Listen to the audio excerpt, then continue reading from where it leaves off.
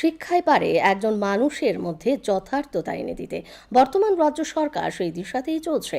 3 দিনব্যাপী রাজ্যভিত্তিক কলা উৎসবের সমাপ্তি অনুষ্ঠানে কথা বলেন পর্যটন মন্ত্রী সুশান্ত চৌধুরী। তিনি বলেন, পুঁথিগত শিক্ষার বাইরে রাজ্যের যুবক যুবতীদের মধ্যে যে প্রতিভা লুকিয়ে আছে তা খুঁজে বের করতে এই ধরনের উৎসব খুবই গুরুত্বপূর্ণ।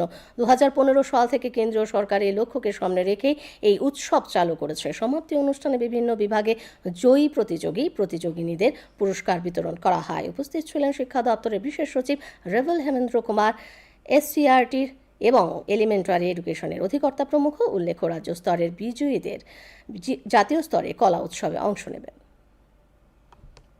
বর্তমান সরকার আমাদের কেন্দ্রীয় স্তরে এবং রাজ্য স্তরে সেই জিনিসটাই অনুসরণ করতে চাইছে, সেই দিশাই শিক্ষা দপ্তরকে চালাতে চাইছে।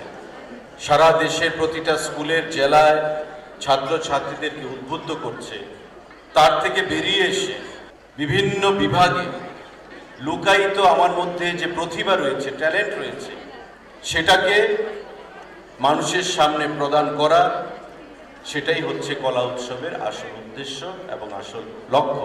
ছোট রাজ্য হলেও আমাদের রাজ্যকে অন্যান্য প্রদেশের সঙ্গে কম্পিটিশনে পার করার সুযোগ সেখানে করে দিচ্ছে।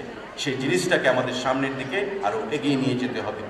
আমি যারা আধিকারিকরা রয়েছেন, যারা শিক্ষক শিক্ষিকা মণ্ডলী রয়েছেন, আধিকারিকরা তো থাকবে, কিন্তু তাতে ছাত্রদেরকে মোটিভেট করার সব থেকে যে গুরুত্বপূর্ণ দায়িত্ব, সেটা শিক্ষক শিক্ষিকাকে নিতে হবে।